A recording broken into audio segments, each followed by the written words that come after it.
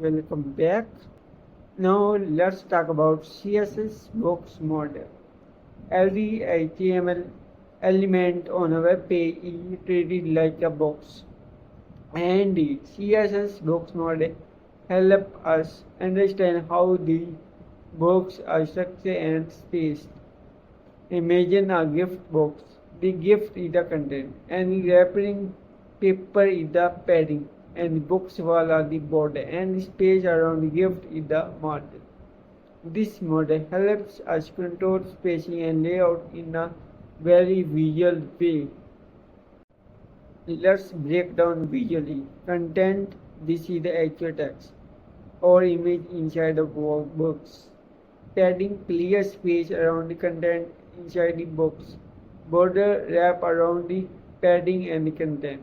Margin, space outside the border that separates it from other elements. Each part play a role in how the elements look and sit on the page.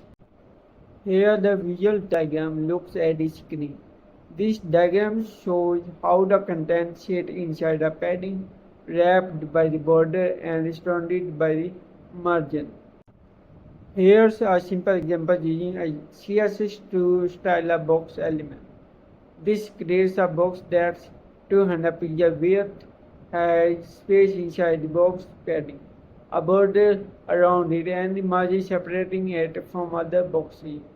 Mastering the box model is key to design well-structured, responsive, and beautiful web pages.